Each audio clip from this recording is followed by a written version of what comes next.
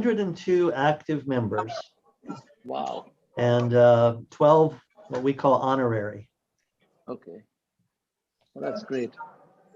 We used to be a lot more, Oh, but we'll see when the pandemic is over. We've inducted a couple of new members recently, so that's been very wonderful for us to have to do that. I think the membership was about 150 plus when I visited your club in 2010. That's about 10, 11 years ago. Am I right, Vicky? I'm sorry, what was it? Your membership was about 150 plus. No, when I went no, to your club in 2010. no. Go ahead, I'm sorry.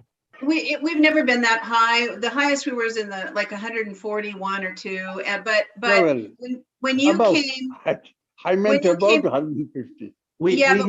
We hit our high water mark just before, well, as Vicky came into the club as president. Yeah, And then it's been a slide Yeah. ever since. So went downhill after that. just saying. I went to your Actually- club when she was the COO. actually, it was during Keith Park's year that it got to its high, and then it went down after that. Richard Williams followed him, so that's why. But Jayanta, we asked people to come to the club to hear you speak, and that's why there were more people there, because we invited other clubs. I'm honored. But what a lovely venue you have. Yeah. Do you meet at the same place? Yes. Overlooking Yes. the golf course? Yes. Yep. It's very but I nice. guess this hybrid sort of a meeting is going to be here for a while. I mean, Yes. we I are think so. actually undergoing a very bad second wave in India. So right now everything is off. All physical meetings are really off. But we were even meeting physically till 2 weeks ago. But now it's really tough. David, you're gonna do the joke contest, right? Yes. Why don't you come up here?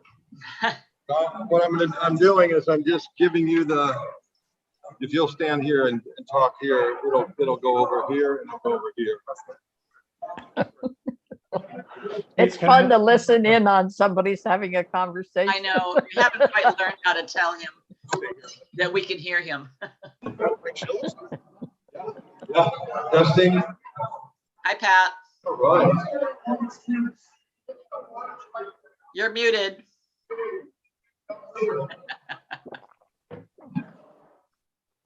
Hey, Karen, how are you? I'm good. Good.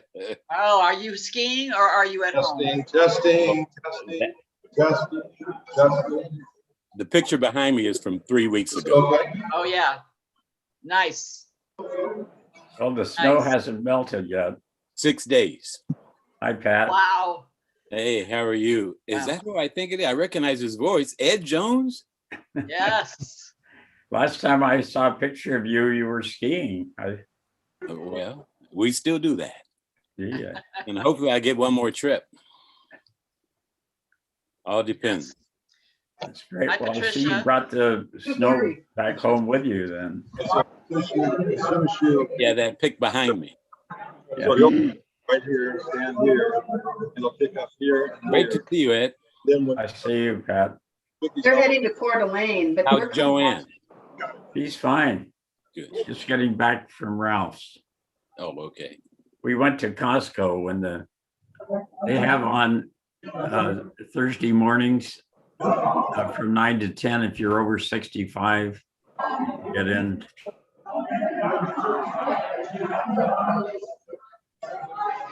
All right, well, it's time to start the meeting. So if everybody could get into your locations, and if everybody could stay muted on Zoom, if you could stay muted on Zoom until you're going to speak, that will help us avoid all the hassles and hot mess we had a few weeks ago.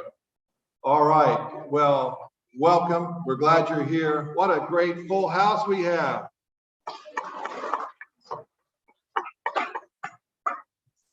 Nelson is in the house today. Frank Show is in the house today. Placide and his son are in the house today. Outstanding. Great. Well, this is what you've all been waiting for, why you're here today. And that is, who is? Judy's in the house. All right. Excellent. Excellent. Well, it's the time again for that unbelievably funny joke contest. And so we have today Paul Boom Boom Dryman versus Vicky Lady McDeath Arndt, who's showing up from Montana. But I want to turn it over to the ringmaster, David Bassett, to start. Hello, ladies and gentlemen, welcome to the joke contest. We are deep into it right now. We are bringing back, coming up first here, our returning champions from last week. Let's hear it for Paul Dryman. Well, a cowboy buys a horse from the town pastor. The pastor explains, to make the horse go, you need to yell, thank God. And to make it stop, yell, hallelujah. So the cowboy rides off. He rides all day and starts to nod off in the saddle when he notices he's about to ride straight off of a cliff. Searching his memory, he yells to the horse, hallelujah, hallelujah. The horse grinds to a stop just at the edge of the cliff. The cowboy wipes the sweat off his forehead and goes, phew, thank God. Wonderful job, Paul. Okay, Vicky from out in Montana, tell us your joke. Unmute. Oh, and unmute. Amy and Paul were getting ready for work, and Amy's just about to jump into the shower, and Paul says, oh my gosh, I just got a text. I really need to get in the shower first because I'm going to be late for my meeting if I don't get going now. He says, do you mind? She says, no, that's fine. That's all right. Well, just about that moment, the doorbell rings. So Paul says, hey, would it be all right if you went down to check to see who's at the door? Sure. She said, no problem. So Amy wraps herself in a towel and she goes downstairs thinking, it's probably FedEx or Amazon, delivering a package. She gets downstairs and gets to the door, looks through the peephole, and it's their neighbor, Mike. And she's like, God, Mike, I wonder what Mike wants. And she thinks, Mike's seen me in my bathing suit and he's seen me in my pajamas picking up the newspaper. So being wrapped in a towel, it's okay. So I'll just, I'll open the door. So she opens the door. She says, hey, what's up, Mike? And he looks at her and he says, I'll give you $100 if you drop that towel. And she said, she thought to herself, $100, my goodness. She said that I was going to buy a gift for my friend and $100, that would come in handy. She says, really? $100? And he says, yeah, I got it right here, $100. She says, okay. So she drops the towel. He hands her the $100 and she says, see you later. He says, see you later. And she goes back on upstairs. And Paul's getting out of the shower when she gets back. And she said, he said, well, who was at the door? And she said, well, it was our neighbor, Mike. He said, oh, did he bring you the $100 he owed me? Great job, Vicky. All right, I will launch poll for you Zoomers, and David will take care of these people here. So let's get the poll launched for the Zoomers. All right, everybody in favor?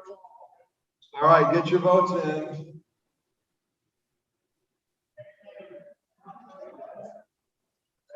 All votes are up. All votes are up. All right, do Vicky votes? All right, you've got about 10 seconds. All right, let's look here.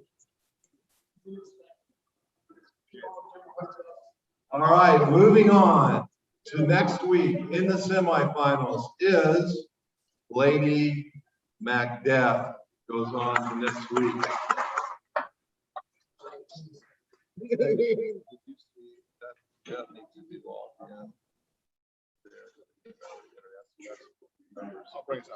All right, let's do guest introductions. And I'll turn it over to Karen. Do you have any guests online besides our speakers, which will get introduced in a little bit? I certainly do. First of all, we have Ellen Wall, the mother of our wonderful club member, Nancy Wall. And then a very special guest, former member of our club, Ed Jones. All right, welcome. Glad to have you.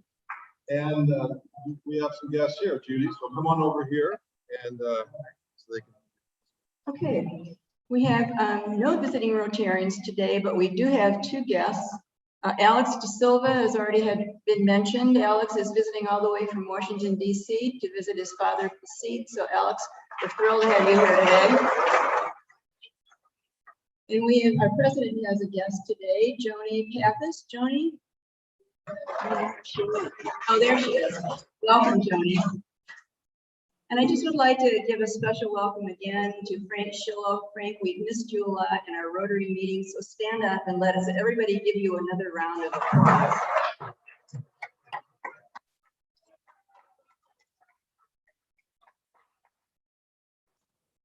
Thank you, Judy. Greatly appreciate that.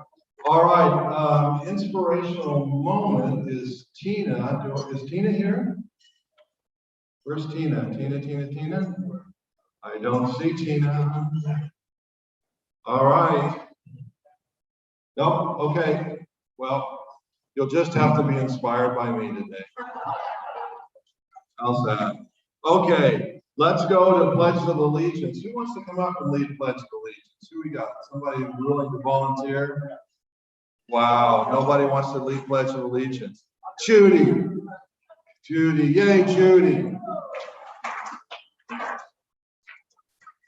Come right around here, Judy. I'll adjust this word. Come over here. Come in here. Come in here.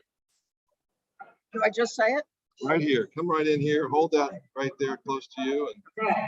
Please join me in the Pledge of Allegiance and the salute to our flag. I pledge, where is it? all right. I pledge allegiance to the flag of the United States of America and to the republic for which it stands, one nation, under God, indivisible, with liberty and justice for all. There you go. Thank you, Judy. Sure. Appreciate it. All right. Adjust that screen a little bit that Judy left. All right, we're going to do a song, and the song today is provided by Carol Robinson. So it'll be online since we're not allowed to really sing in person yet. So I'm going to share a screen, and here we go. Say, can you see by the dawn's early light what so proudly we hailed at the twilight's last gleaming?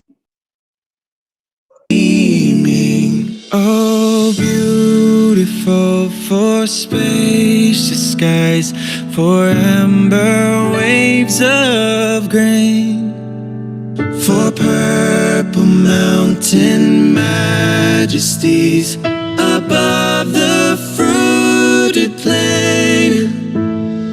From the lakes of Minnesota to the hills of Tennessee, across the plains of Texas, from sea to shining sea, from Detroit down to Houston and New York to LA. Well, there's pride in every American heart, and it's time we stand and say, God bless America, land that I love. America, America, God shed His grace on thee. Stand beside her and guide her from sea to shining sea. I'm proud to be an American, or at least I know I'm free.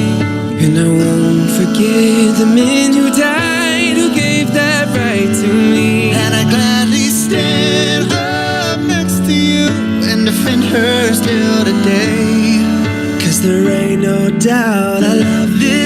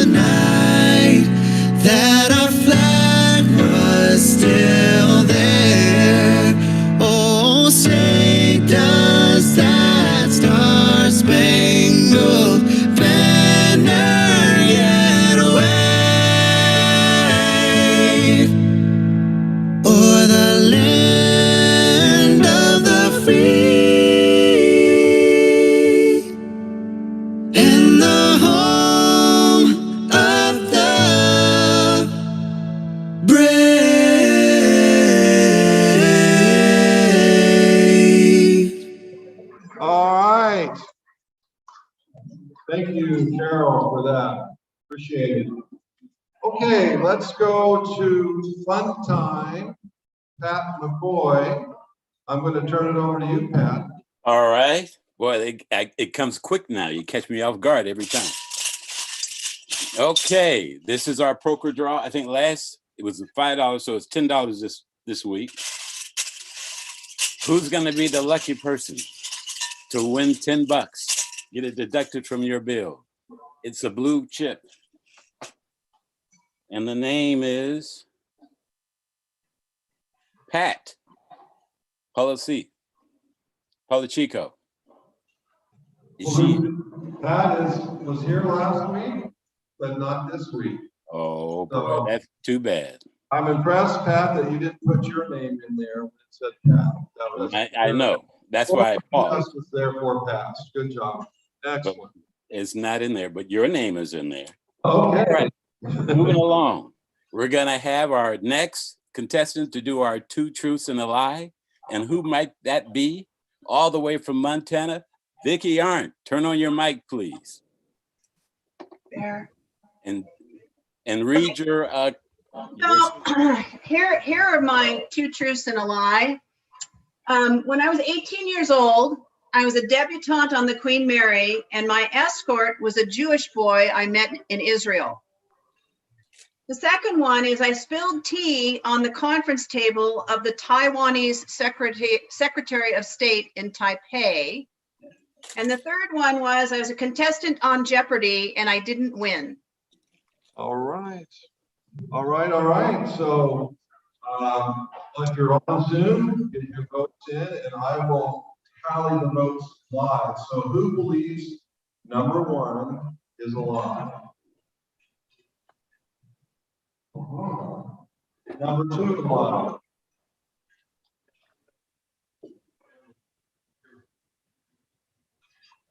Okay, and number 3 a lie.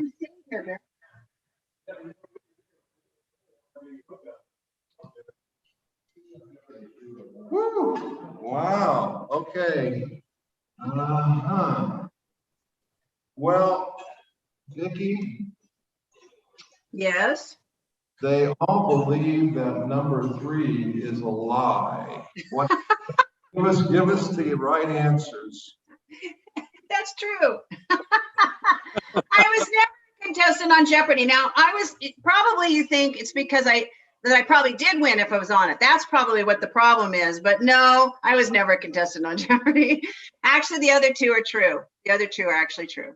You want to tell us about the other 2? Oh, well, I went to Israel when I was 17 with my dad, and I met a young man who was from Michigan, and he was there to with his brother to go to their birth land, and we fell in love. He was 21 and I was 17, and my father was not too excited about me being 17 and in love with anybody. So anyway, the next summer, he came out and spent a week with my family, which was really fun. And then the second one was I was in Taipei and I did spill we had a meeting. I was a college student and a bunch of us went to Taiwan and Hong Kong and Japan. And we met our professor, who was a very high Taiwanese family influence guy. And he had us meet with this, it was a political science class. So he had us meet with this Taiwanese Secretary of State, and I spilled my tea on the giant conference room table. It was really pretty embarrassing. Fantastic. Thanks so much, Vicki. Okay. Back to you, Dave. Thank you so much, Vicki. Very interesting to learn these trivia facts about our members. All right, a couple of announcements. So Susan, you want to make your way up? Michelle, you want to make your way up? And while they're doing that, David, you want to talk about Saturday too? So come right in, Susan. I use that? You use that and you speak there and you're good. Hello.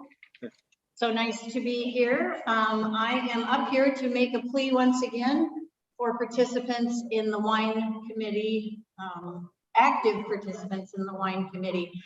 We are having the event this year. It's not going to happen if we don't get more people to help us. We need people to help us get restaurants. And Carol, thank you, and Roger for stepping up to start that process. We also need help getting wineries. We just need help on the committee. So please, continuing resolution number 11 in our club says that we will participate in all of our 3 fundraisers. We normally make everybody take 5 raffle tickets and sell them. We're not doing that this year. We're just asking you to voluntarily participate in this event. So please contact me if anybody is interested in helping. I'm begging you to help us. And just email me or call me. Thank you. There you go.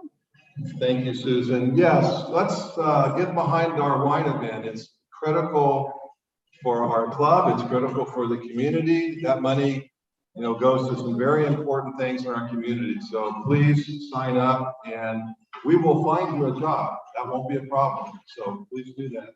Michelle, what do we got going on? Come on right here. Hello, I am super proud to give blue badges to Todd Augustine and Jessica Sawyer Rubenstein. These are blue badges. Congratulations. Jessica. Todd and Jessica. Yeah.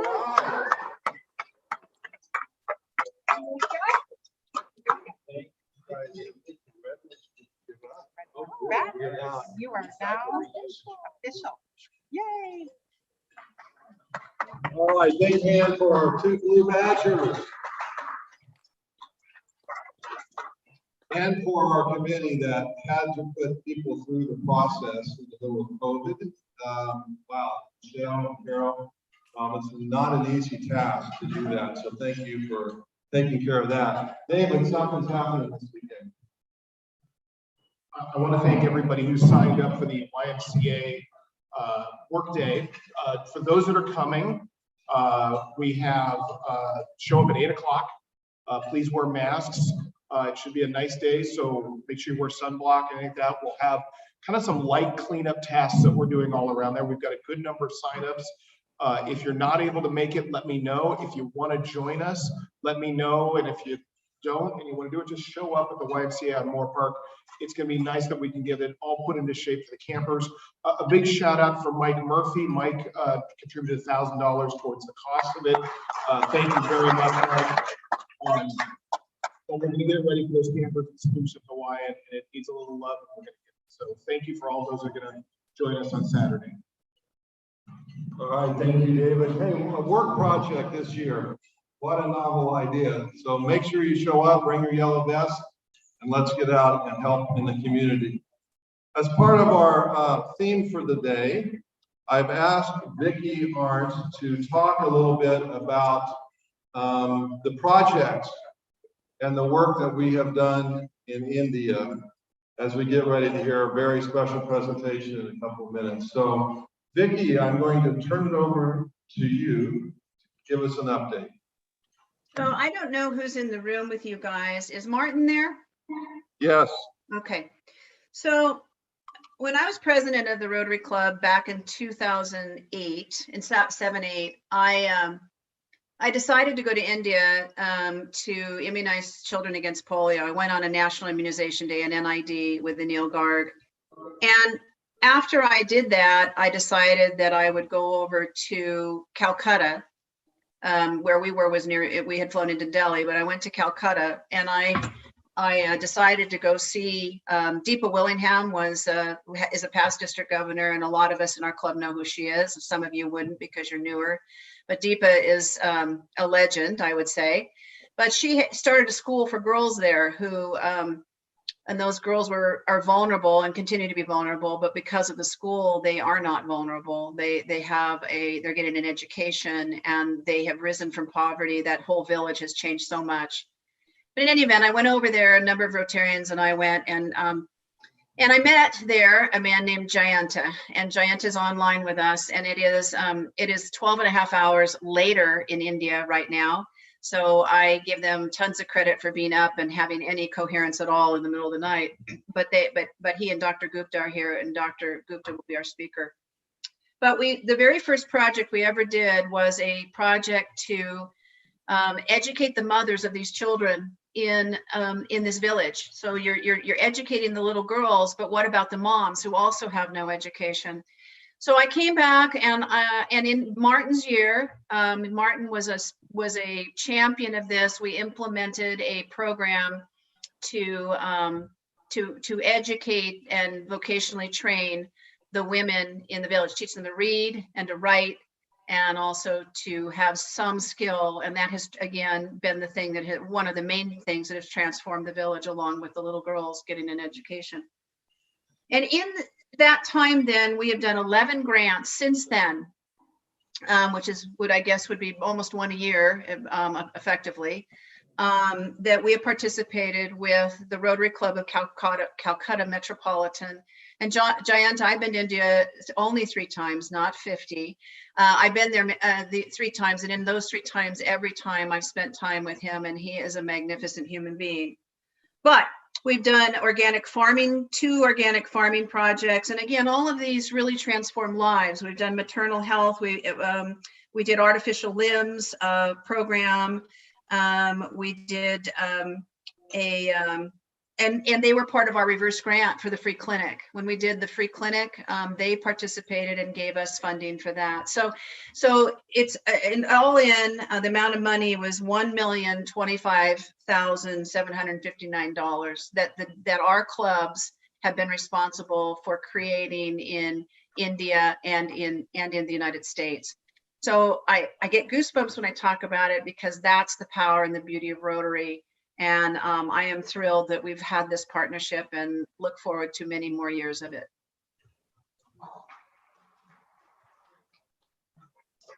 Thank you, Vicki. Vicki, would you introduce Jayanta? And I think he's going to introduce our guest speaker today. He is. Are we ready for the guest speaker now? So I think we will. Okay.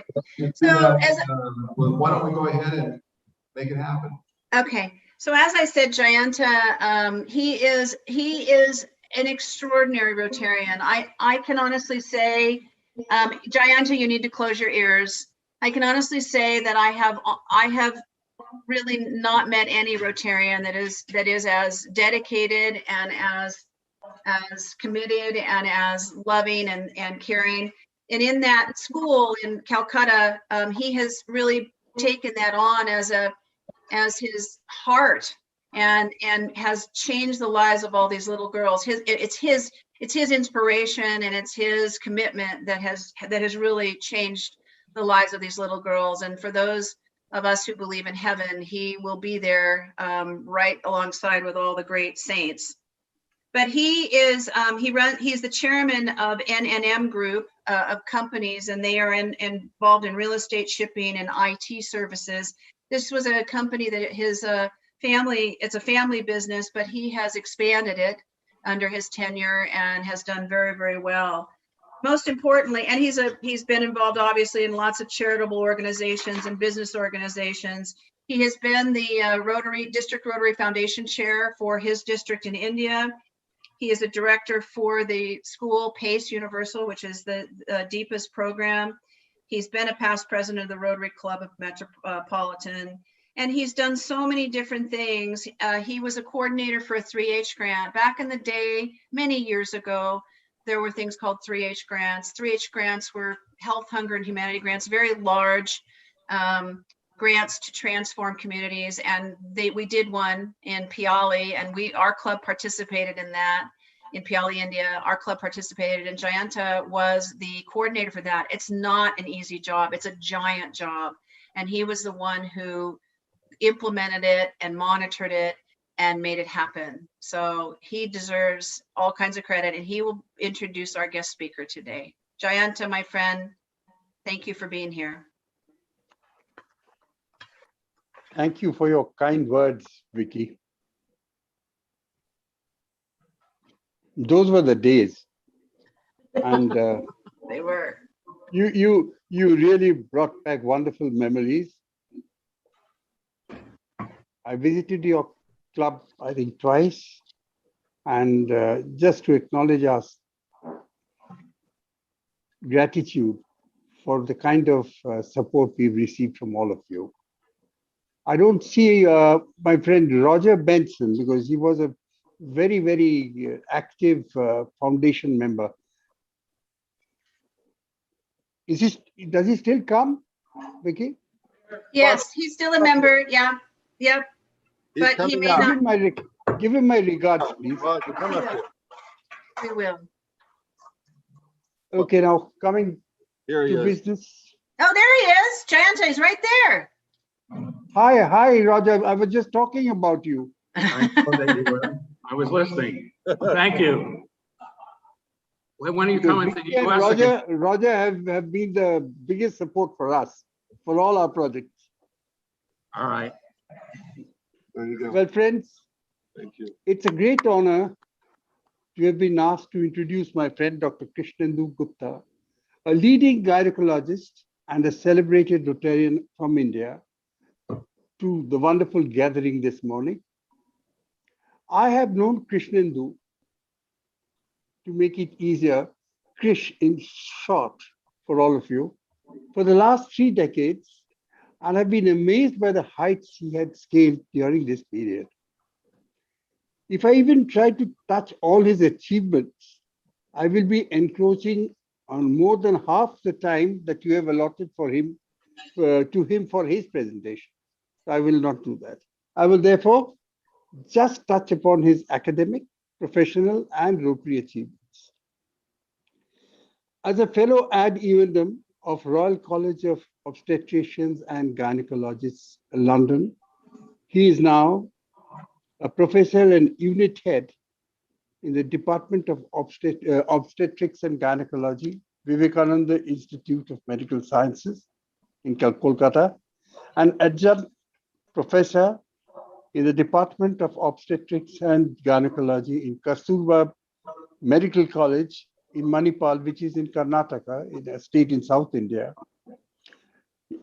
FOGSI representative to Asia and Oceania Federation of Obstetrics and Gynecology.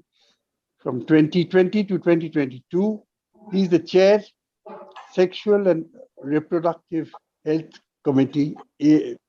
From 2019 to 2022, he's the chairperson of Indian College of Obstetricians and Gynecologists from 2016, president of the Bengal Obstetrics and Gynecology Society, 2013,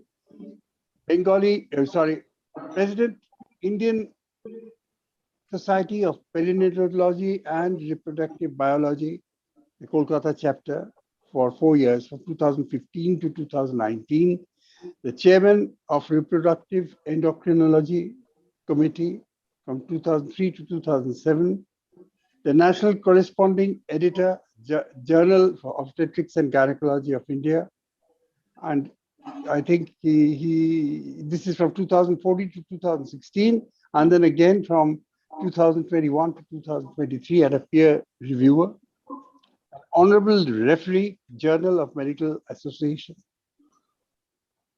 and he is the examiner and paper setter of all the important medical examinations held in India. This is only half of the list I have with me. I think that's enough, Jayanta. Thank you very much. I wonder how did you where did you find the time to do so much?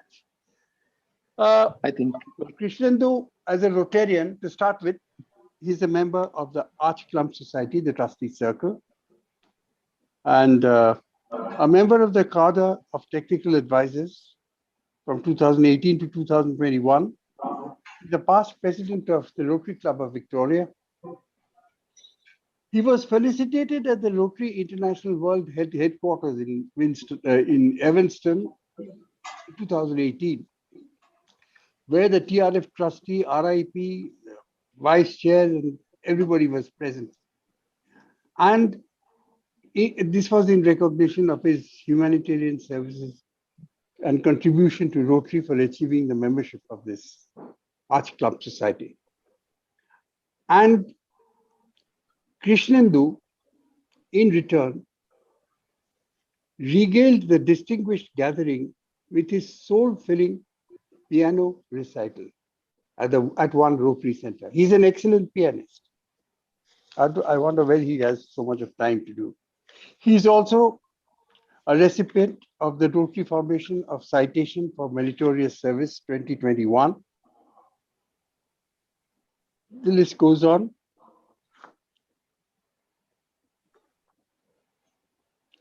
He has been involved in many global grant projects, especially in cervical cancer patients, to protect them with HPV vaccinations. And I think he has been involved in 3 projects in that already. The first one he organized as the president of his club. And he raised all the funds himself, because that was not a global grant project. And he was so inspired that he followed it up with 2 more projects, one of $80,000 and another one which we are just about to start for $55,000. So, my dear friends, this is Krishnendu Gupta for you. I'm not going to take any more time. And it's over to you, Krishnendu, for your presentation. Thank you. Thank you.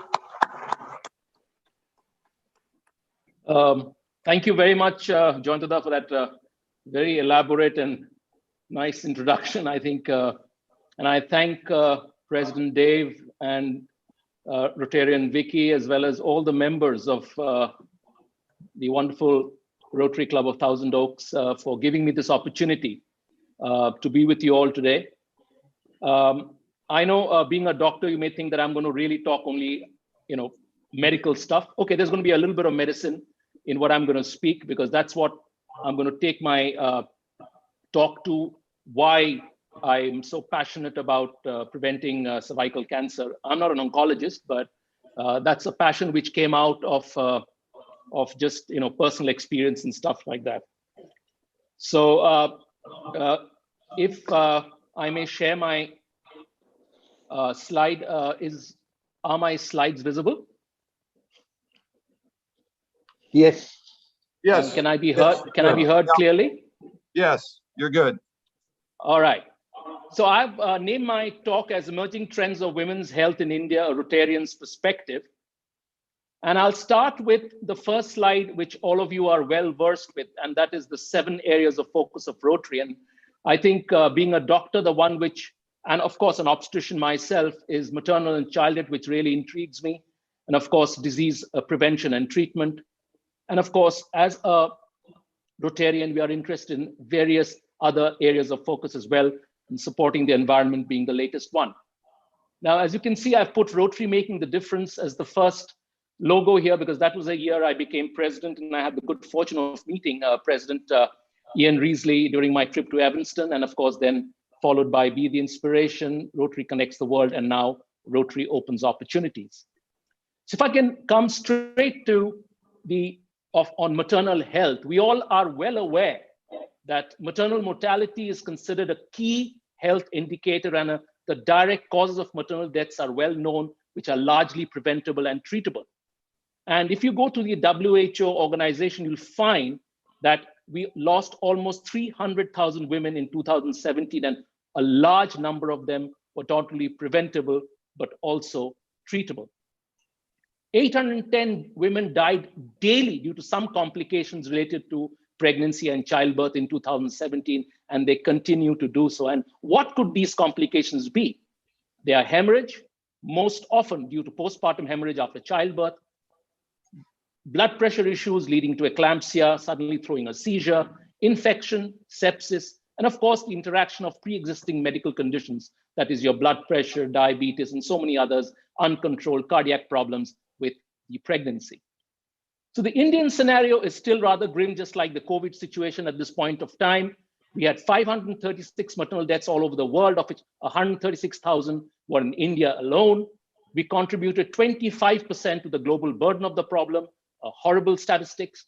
And there's little evidence that maternity has become significantly safer in India over the last 20 years. And I think we as Rotarians have a great role to play here. And I'm sure Jointada has worked with your club to do certain things for a mission hospital, wherein there's been training of the paramedical staff.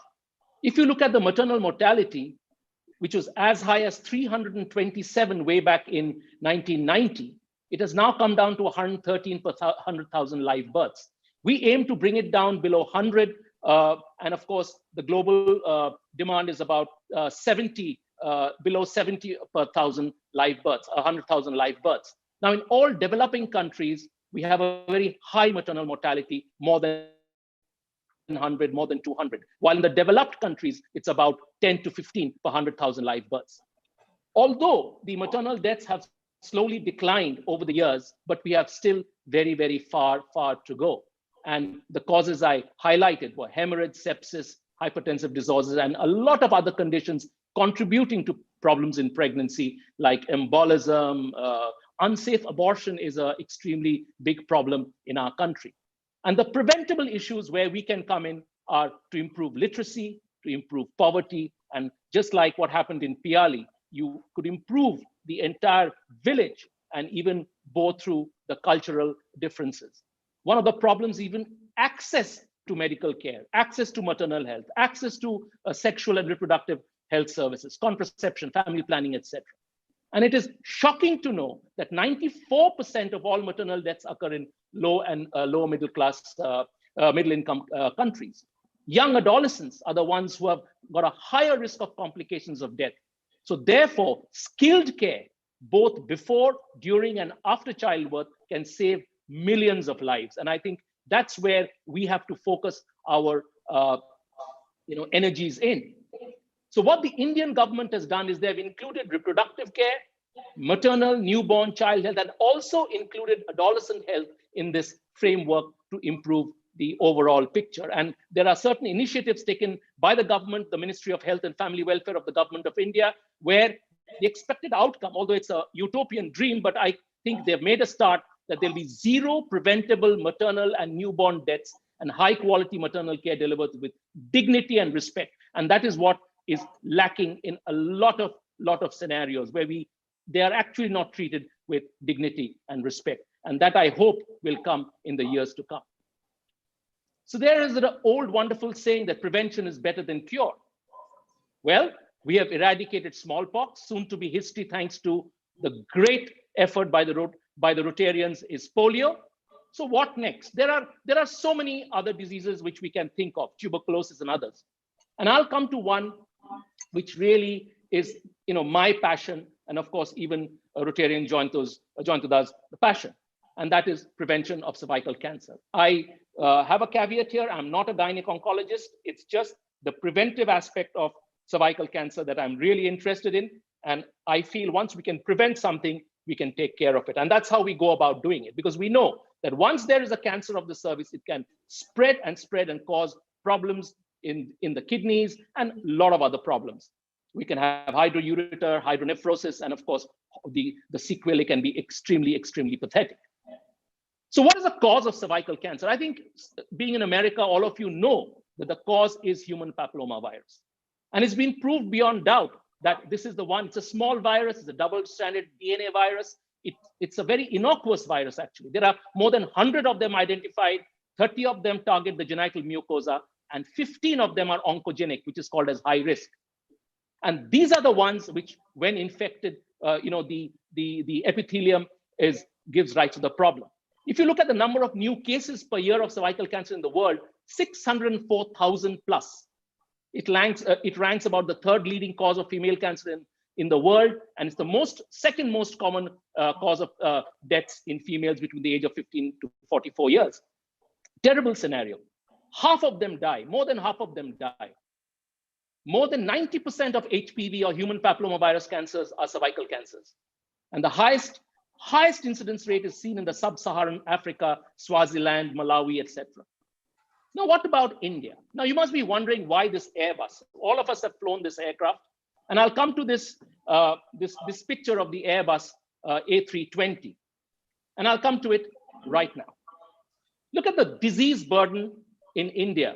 When we started talking about how to prevent cervical cancer, in 2010, there were 132,000 cases annually, of which 72,000 were dying yearly. 2012, it came on slightly, 122,067. we started really getting into action in 2018. We have now, it's come down to 60,000 of deaths annually. So we are seeing a gradual decline, although the 2020 data, because of early picking up of the disease, we find that the incidents have gone up. So we have close to 165 deaths per day, which is 7 deaths per hour, 1 death every 8 minutes. That means by the time I was introduced, by the time I started speaking, and now we have already lost 2 women, or almost going to lose 2 women in our country because of cervical cancer. And that is why I say that every day we are having an Airbus crashing and nothing is being done about it. And the sad part is that 1 out of 5 who die is an Indian because of this dreaded problem.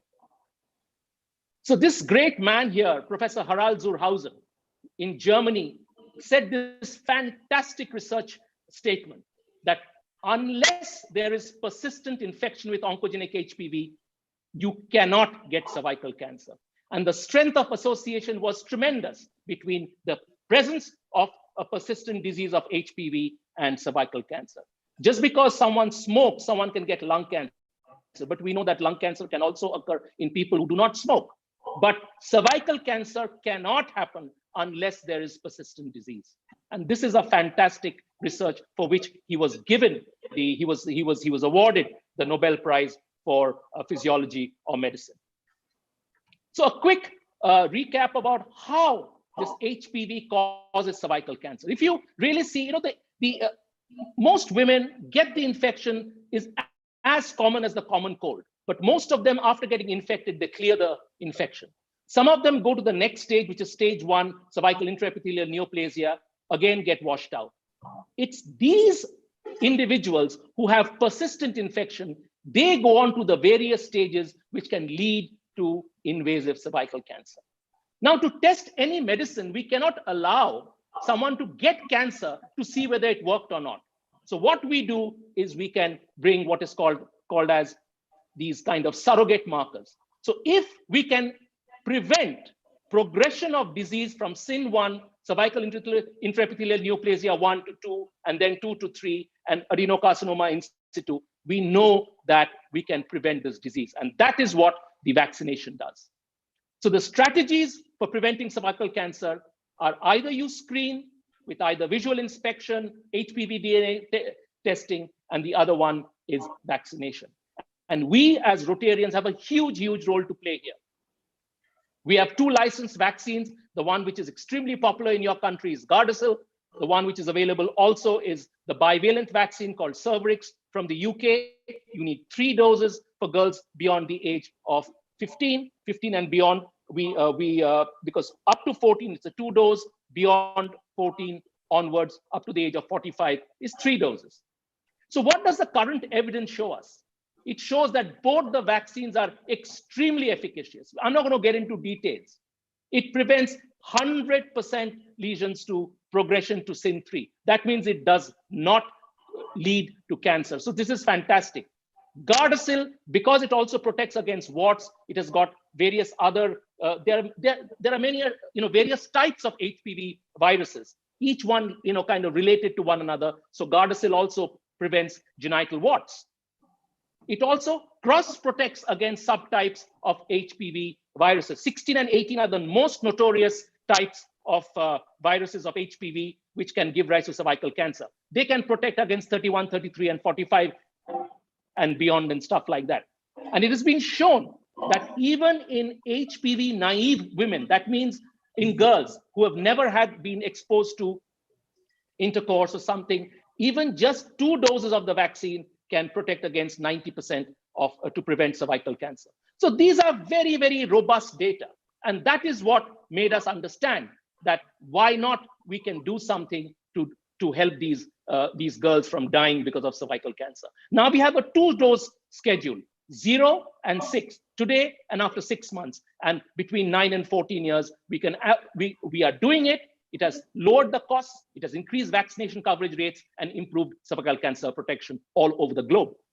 So this is a new kid on the block, Gardasil 9. It's available in your country. It's licensed in our country, but it's not yet launched because there was a shortage of, because I think China bought all the Gardasil 9, which is available. So India was left behind. So we have not yet managed to get this. This has some added oncogenic strains in it. So it gives you a better protection. Of course, the cost will be also more. So what's the scenario in India?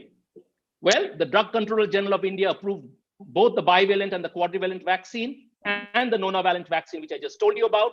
There was a state which launched it in schools, but of course it didn't take off very well, unfortunately, in our country. But individual efforts like us, and along with professional organizations like ACOG in your country, the American College of Obstetrics and Gynecology, is extremely pro preventing disease for women. So they have also joined in, and along with our federation and also the Indian Academy of Pediatrics, etc.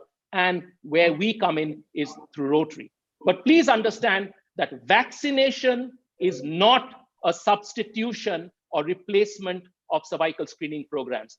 Cervical screening programs will go hand in hand along with vaccination. So what we started in Rotary District 3291 is we started right from 2009. I, on my personal basis, started vaccinating small cohorts of girls, went to the red light districts, children of the red light district. We started vaccinating. And during my presidential year of the club in 2017-18, we started this vaccination project of 555 adolescent girls. This is the first time in my life, I think, I went with a begging bowl to all my rich patients and colleagues asking for donations for sponsorship for this vaccination. It was successful. More than 98% girls received the second dose. And I'm very happy to say that the subsequent district governors have taken up this project. And then we started doing the first global grant. Rotarian Joyanto Chatterjee here was a great, great, great help in organizing the grant along with the district governor Mukul Sinha, and we could vaccinate. We got the global grant for vaccinating 1,000 adolescent girls in the rural district of West Bengal. And I also, with the help of the Chittaranjan National Cancer Institute, I presented this data as a poster at the Rio Conference of Obstetrics and the World Congress of OBGYN in 2018. And we had certain learning objectives, and we wanted to prove that these kind of pilot projects can really, really help. And we had this great man, Professor Shankar Narayanan from Lyon, France, from the International Agency of Research of Cancer, coming and inaugurating this program. And this is all the pictures of the girls getting vaccinated through our service projects of the club. So right now, we have completed the first global grant of $80,000. We are awaiting to start the $55,000 grant. We have actually done 1,000 adolescent girls, and we plan to do 750 girls. This was supposed to be started last year, but because of the COVID situation, we had to kind of defer it. In this particular studies, we are using the bivalent vaccine because it costs a little less and the efficacy is the same. And we have now, instead of 1,000 girls, because we could save some money, again, the brilliant financial brain of Rotarian Joyanto Chatterjee came in here, and we actually added 150 extra girls in this phase 1, and the phase 2 is going to be starting next month. That's hopefully by the end of the month, but because of the second wave of COVID, which has hit us very badly in our country, we are struggling a bit. So it all started here, and this is Miss Jennifer Berg from Evanston, who came, and all of us actually, you can see Rotarian Joyanto Chatterjee here, and here as well, all of us together, we went to the village and started vaccinating. This is a picture taken from Joyantoda's slides where he say, there's me vaccinating a girl, where he always says whether I'm in pain or the girl is in pain, it can't really be made out when I'm vaccinating the girl. We had some community needs assessment program and the orientation program for all the staff who were vaccinating. This is a huge group. This is, of course, pre-COVID days, a huge number. We had a very, very kind of excited community to help us in this program. And this is a very recent one in PACE, which Rotarian Vicky was talking to you about in Peali, where we recently did the last 150 girls that project. We had a good orientation program before, and of course this is Dr. Mandal, who's spearheading the program for us through the Chittaranjan National Cancer Institute. And this is the young 2 girls who are busy vaccinating everybody. This is the district governor, past district governor Mukul Sinha, who took it up after my initial pilot project during his year 2 years ago. And it's a kind of a surreal feeling that after the end, when we find these empty packets of all these cervical cancer vaccine, kind of vaccine packet, just, like a big heap, it just shows that what we can do to protect these young girls. So prevention is better than cure, as I said earlier. This is a picture from an earlier camp. But what is more important is we have to be curious about our daughters with the vaccination. We have to be cautious about their future. So we have to continue screening. We cannot stop screening. And about our mothers who we cannot vaccinate, we should look at early detection so that we can treat them and save them. Because we know that cervical cancer, if it's caught early, stage 1, it is curable with both surgery as well as radiotherapy. While once it kind of goes on to stage 2B and 3 and 4, then it becomes very difficult to save them. So with the exception of clean drinking water, vaccines are the most effective intervention in preventing any infectious disease. But what is more important, and we have all learned it through the COVID scenario, is that vaccines do not save lives. It's the vaccination which does. So we have to promote vaccination. We may have all the armamentarium available, but if we do not vaccinate, we are not going to save those lives. Now, we didn't keep quiet even during the pandemic. This is on 1st of July, where we had lockdown in our country. We had under the district governorship of the current district governor, Sudeep Mukherjee, we collected 352 units of blood. And this reminds me of a very famous saying of an American activist and child care activist. That is Marian Wright Edelman, who said that service is the rent we pay for being. It is the very purpose of life and not something you do in your spare time. We continued through the pandemic, right through July, October, polio. Here we did what is called as know your numbers, getting the blood pressure checked, diabetes, bone mineral density. I even requested my president of the Bengal OG Society to come along with our colleagues, give pep talks to all the community regarding preventing cervical cancer, breast cancer, and oral cancer. Of course, we got some oncologists as well. And currently, I'm the district secretary projects. So we went even during just December, we had these kind of projects where we not only served them tea, biscuits, and snacks in the afternoon, but also went ahead and did all the screening tests. Another great global grant was done by Calcutta Megacity Rotary Club, which kind of gave away a wonderful adult ventilator, which is really the need of the hour, along with PPE kits. And this was presented to the hospital where I'm attached. It's almost a 700-bedded hospital, totally charitable organization. And this was a great thing Rotary did. And again, this is the power of Rotary. As Rotarian Vicky said, this is the magic of the Rotary Foundation. I always say the magic of the Rotary Foundation is something we are absolutely so important. This is a very famous saying by a professor of obstetrics and gynecology, past president of our International Federation, Mahmoud Fatala from Egypt, who said, women are dying because societies have yet to decide whether their lives are worth saving. So unless we decide that this woman, this girl, their lives are worth saving, we are not going to change anything. So as I said, vaccination is the one which can change, training, education, alleviation of poverty. This is what we can do, education to save them. Without the help of past district governors, great Rotarians like Rotarian Joynto Chatterjee, the Rotary clubs, we have Rotaractors who volunteered to do all these, help us to raise funds, get the people going, organizing the entire setup. We could not have done what we have done throughout the pandemic, and also as far as cervical cancer is concerned. I'm more than happy to answer any questions, but there's a lovely slide which I found from the past, present, and future. Past president Mark Maloney said Rotary connects the world. The present president says Rotary opens opportunities, and the future president serve to change lives. So Rotary connects the world and opens opportunities to serve to change lives. So I'll leave you with this thought. Just one last slide. We all know about the 4-way test. But there's another thing called think before you speak. Is it true, whatever I've said? Is it helpful, whatever I've said? Is it inspiring enough for people to go ahead? Is it really necessary?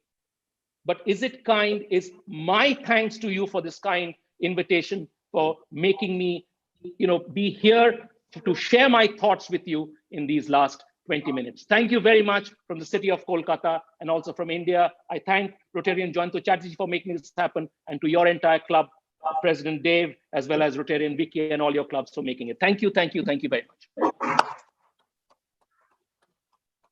I'll be more than happy to take any questions now.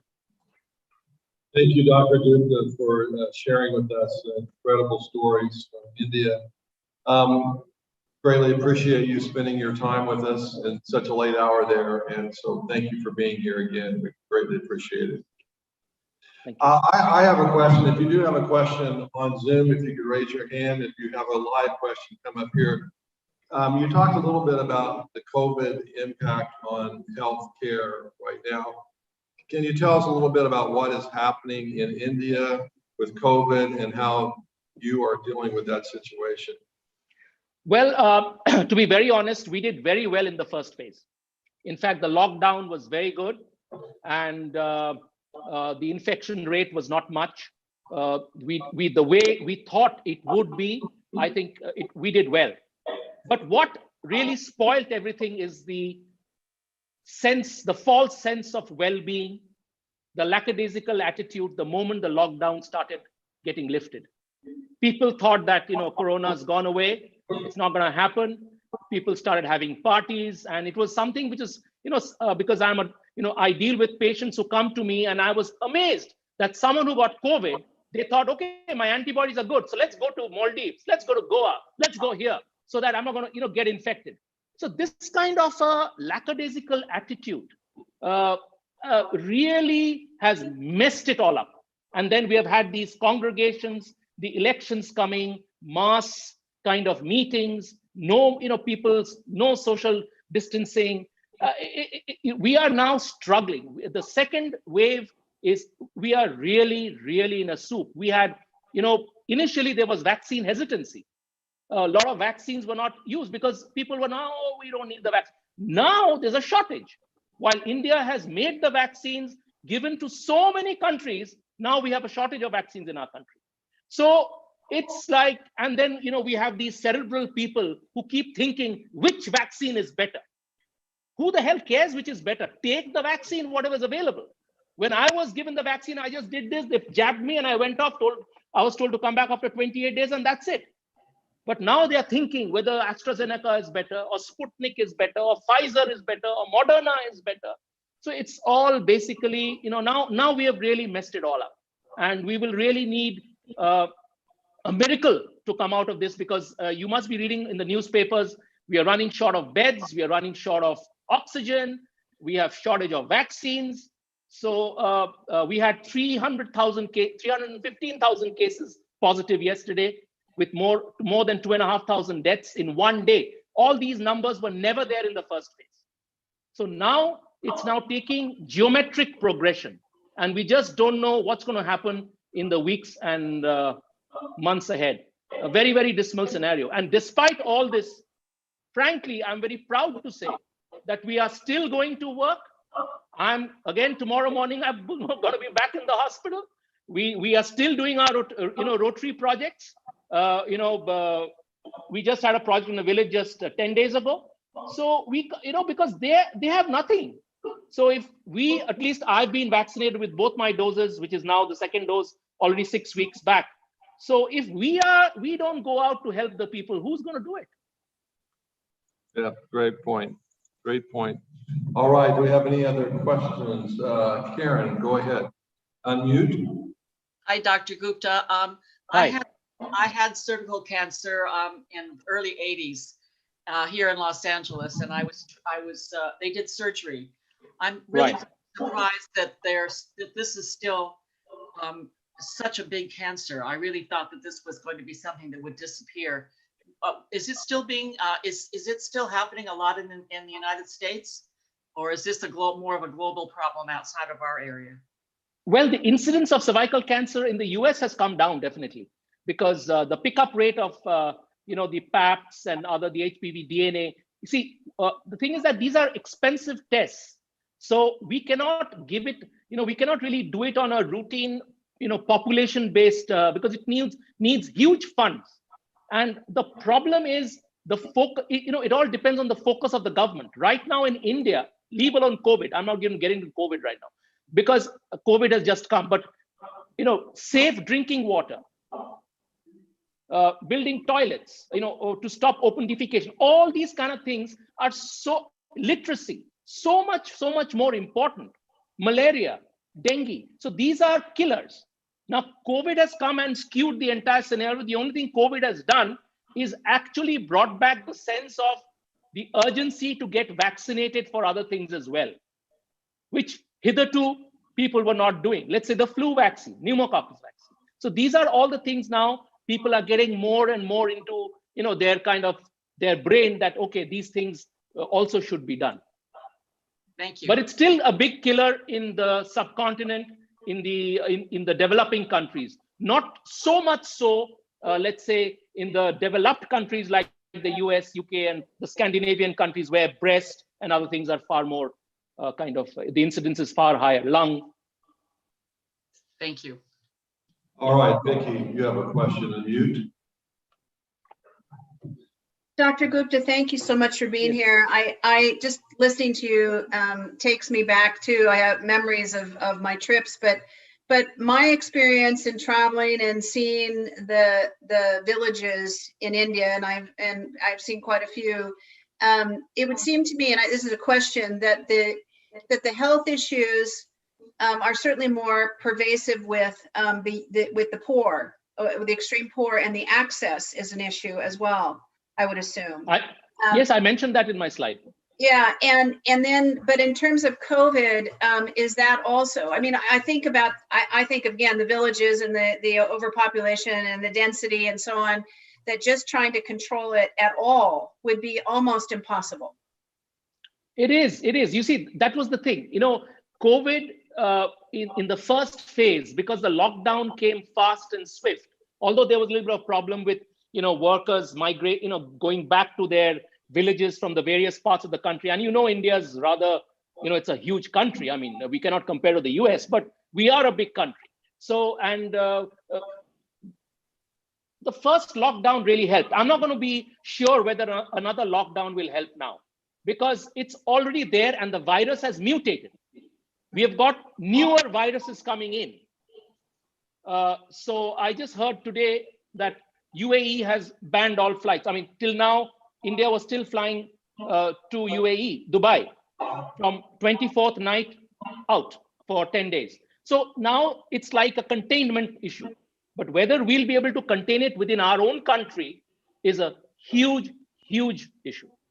Because we have now a big problem with shortages of oxygen, beds, as well as the vaccine. All right, thank you. David. Thank you for your very informative talk. I really learned a lot, but I do have a question for you. Women's health, a question that can't be answered with a vaccination, a surgery, or any other thing that I can think of that isn't cultural. Yep. Is there something you can share with us about honor killings?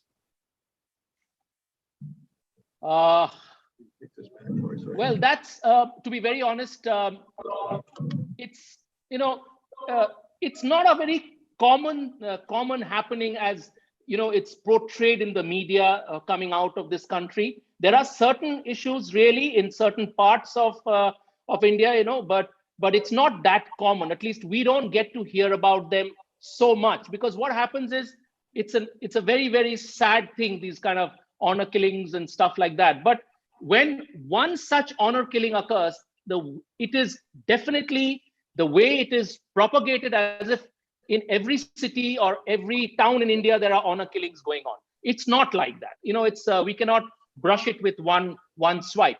It's a very, very devastating, horrible thing. I totally, I'm totally against it. But there's nothing, this is the cultural issue. There's a religious issue. So many, and India, is such a is so diverse as far as language, food habits, everything. So it's very it's very difficult for me to answer that question in one way. That I'm very much against honor killing, no doubt about that, or any such killing for that matter. But the thing is that yes, it's something that I guess we are not proud of at all when it comes out in the media and for people to read. I don't know whether I really even answered your question, but this is the best thing that I can think of at it's 10 to 2 in the night, but I guess that's what comes to my brain. All right, Dr. Gupta, thank you. Jeff, you had a question, and you? Thank you, Dr. Gupta, for staying up so late and giving us no that problem. talk. Appreciate it. You mentioned a shortage of COVID vaccine because India has been exporting all over the place.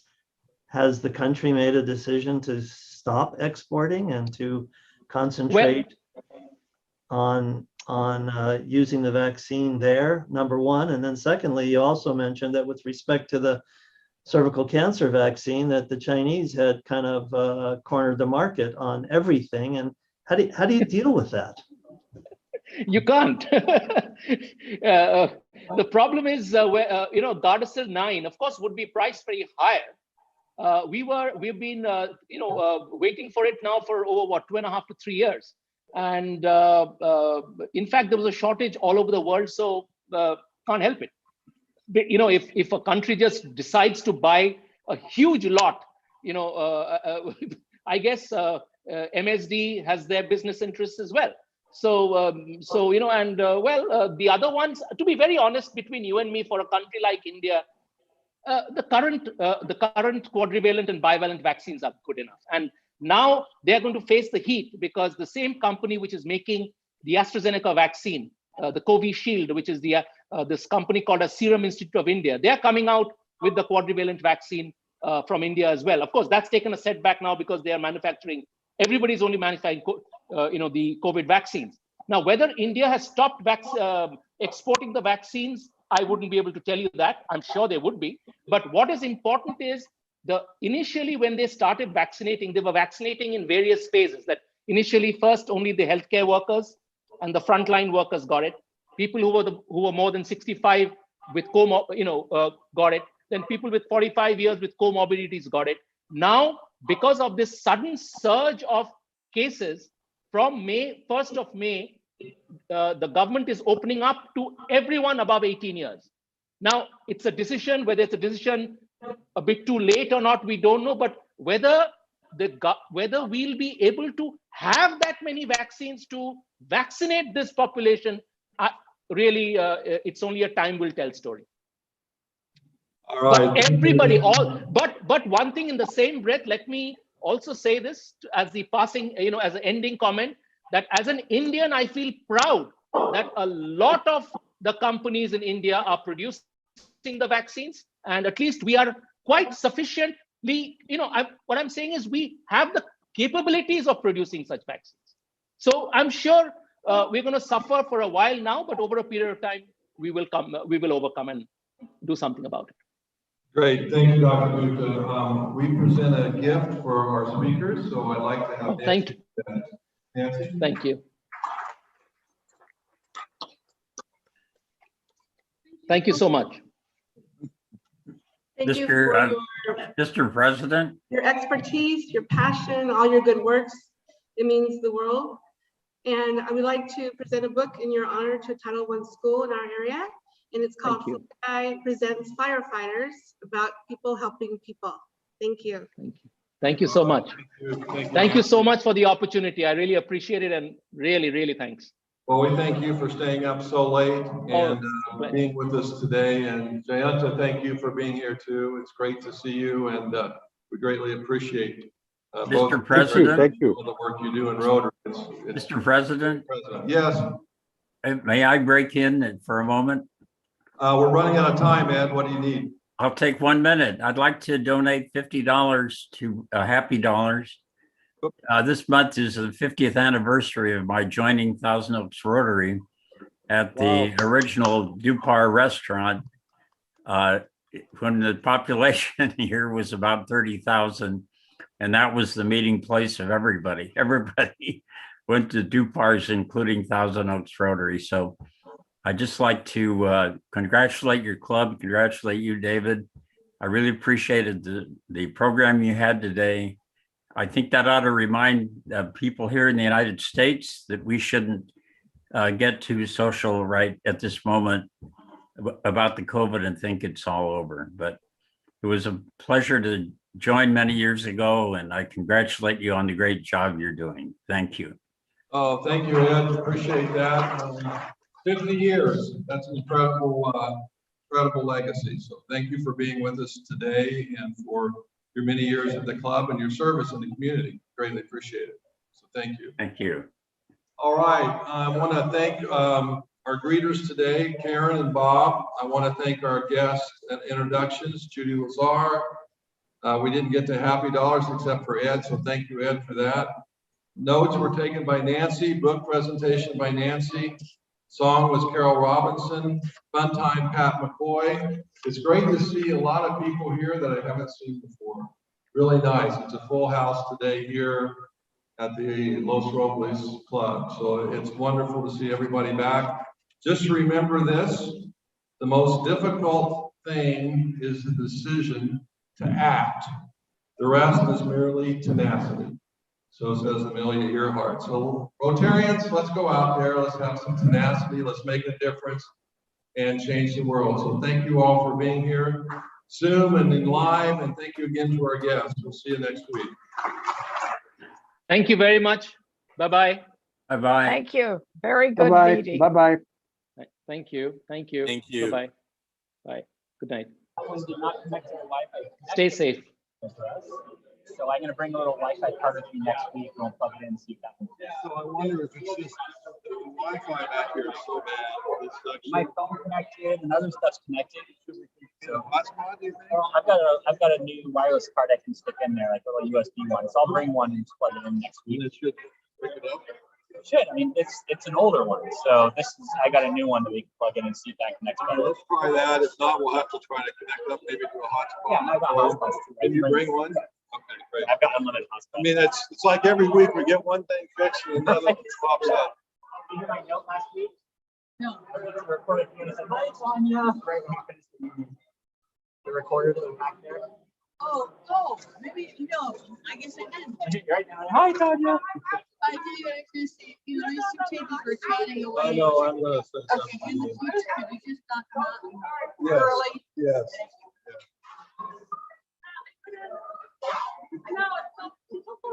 Thank you. Thank you, sir. Hey. Yeah.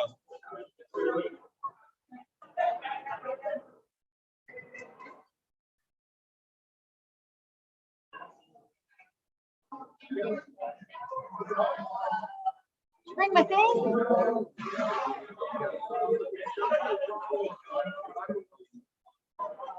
Generally had on my coffee tape from the office for 5, 6, 7 months. I don't know what it is. I sent you a thing from Auto Stole. Yes. Hopefully you haven't ordered that. I haven't done anything with it yet. Okay. Because I talked to Carol Schreiber, she wanted to move the date by which people need to respond out another week. So I'll send you again this afternoon. Okay. We're gonna get that sucker out. I don't know. Okay. Well, we'll see if there's any good. Yeah. And you can think of somebody in our club